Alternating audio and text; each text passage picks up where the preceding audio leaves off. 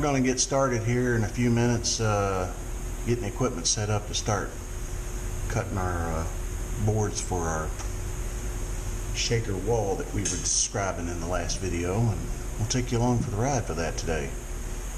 I took this week off so that we can work on this wall and do a couple other things around the house here, and generally just get away from work for a while. Haven't done that since last October when we went to Myrtle Beach, so other than being off for Christmas Day and Thanksgiving and such, but really haven't had any scheduled time off, so we figured we'd take this week off and kind of relax and get away from work for a bit. Anyway, we're going to get started here in a minute, pulling down the miter saw, installing the new trim blade onto it so we can make a real fine clean cut on our wood, and we'll start bringing our materials out here and making some measurements and start cutting.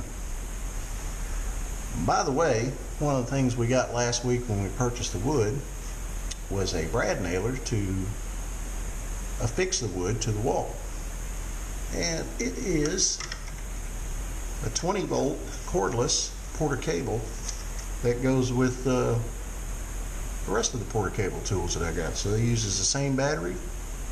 One of the advantages of this particular tool is that you can buy these just the bare tool, or you can get it with a charger and a battery. So this one was with a charger and a battery. So now we have three batteries and 2 chargers. And I think the added expense of buying the tool was about $50. So I got a battery and a second charger for $50 basically, which is not bad because a battery by themselves are usually 60 to 70. So let's get started.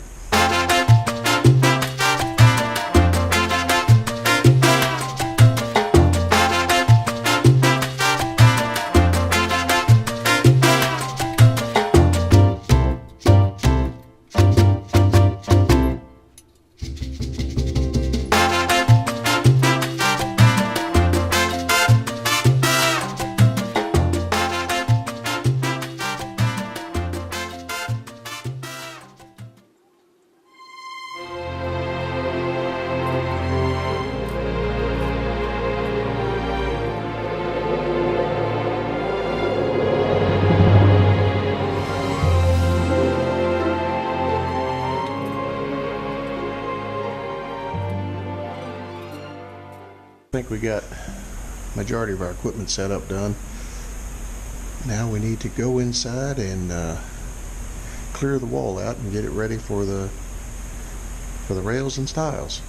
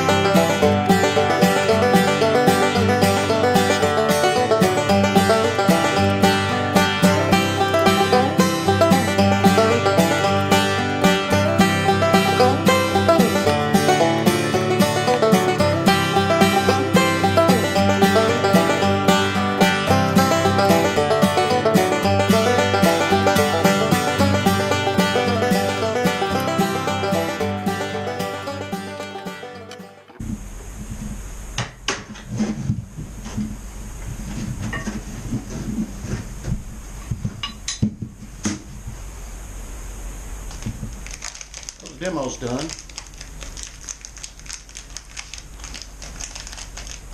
Let me make some more crackle noises with this wrapper. Like so many other people, I've watched I don't know, half a dozen or more YouTube videos on different ways to install whatever you want to call it, raised panel, board and batten, rail and style, shaker, arts and crafts, craftsman. Anyway, what we're planning on doing here, I will be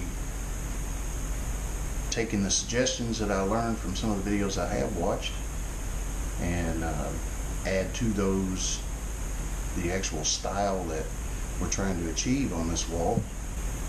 And of course I will try to document each step, and hopefully it'll be something unique on YouTube. Right now I'll have a Scooby snack.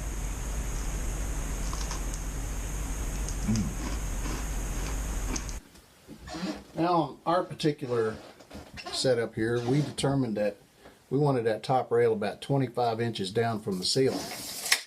And the reason we chose that measurement, our washboards that go in the laundry room here are about 2 feet tall. And we wanted to be able to put them up on that top shelf, fasten them to the wall like we did before, and so that they would sit and still have some room at the top, you know, an inch or so, so they didn't look like they were all jammed up in there. So that's why we determined 25 inches down from the ceiling. And then we'll have our shelf on top of that top rail.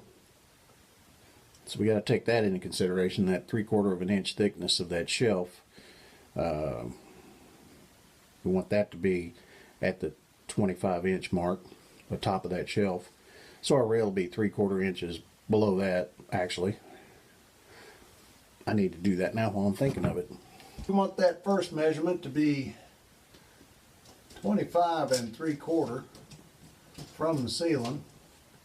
That's the top of our top rail will be right here, and then we'll have that shelf on top of that, and that'll give us that full 25 inch to the ceiling.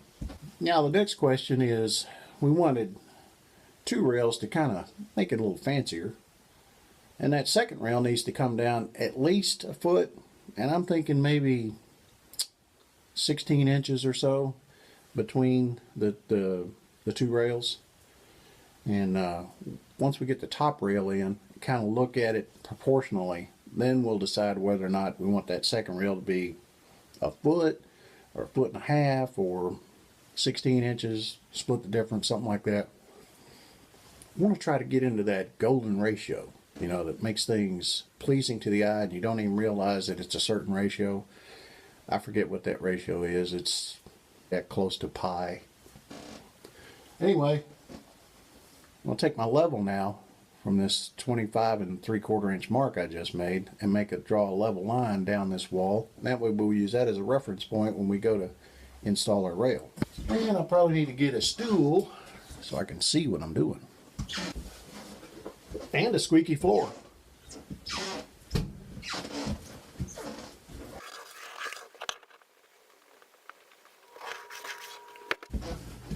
We have achieved the line. Now for my rails, I want to nail them into studs because we are going to put coat hangers on those rails, and I don't want the rails to just be nailed into the drywall. So now I'm going to go over here and find my studs and mark them out so that when I get the rail up, I'll know where to nail the nail. Stud finder, pencil. Let's go find some studs.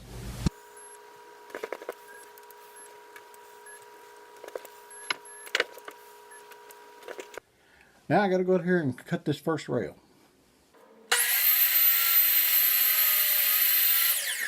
Ooh, nice.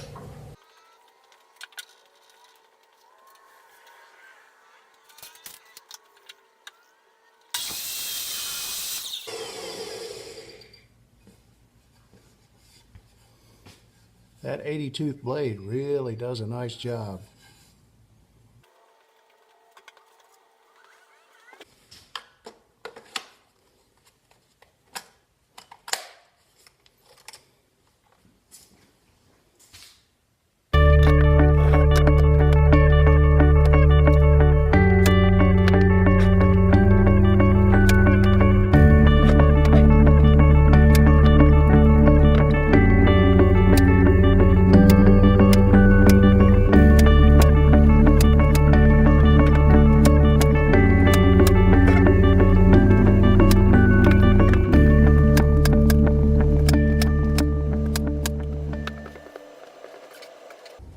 Our first rail. And it's level. Now we're ready to cut our second rail and some stiles. That ought to do.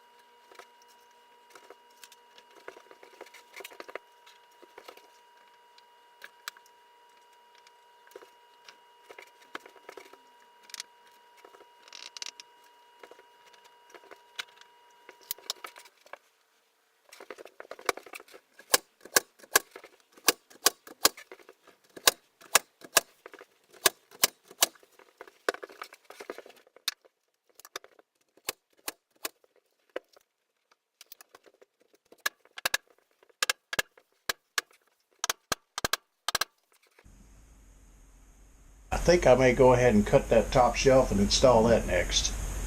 That top shelf, I'm going to put a 33-degree bevel on the ends just to sort of dress it up. But I also want that bevel to be out so that when the shelf goes on, there'll be a 3/4 inch relief on the back of that shelf with the 33-degree bevel, so that will line up with the top rail and not have the angle go all the way to the corner. You'll see what I'm talking about here in just a minute.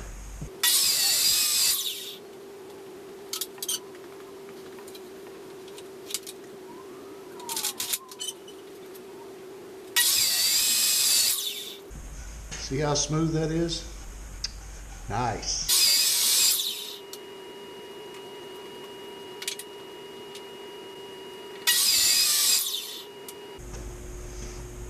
I'll show you what I was talking about there. This is my shelf, and that'll be sitting on the top rail like so. And this is what we wanted right there. A little bit of relief so that the bevel will hit the corner of the rail rather than a full angle going all the way to the wall. I think before we take it inside, we'll take our small plane here and relieve these front edges.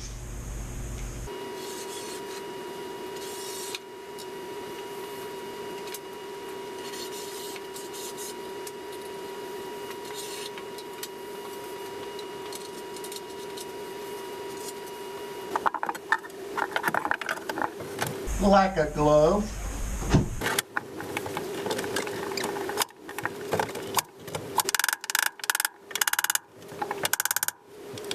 Oh yeah.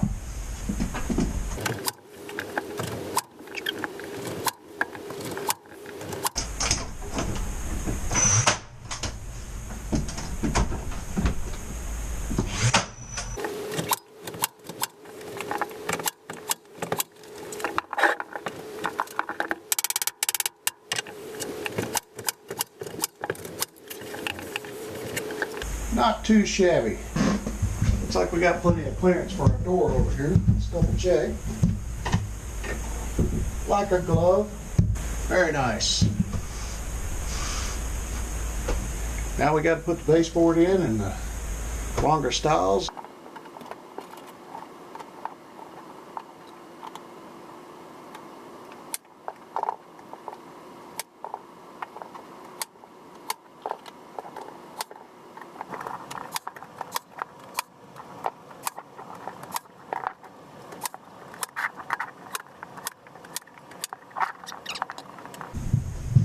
Now it's time to cut the stiles, get them put in, and the assembly part will be done.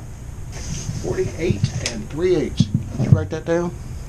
We said 48 3/8, right? You did write that down, right? All right.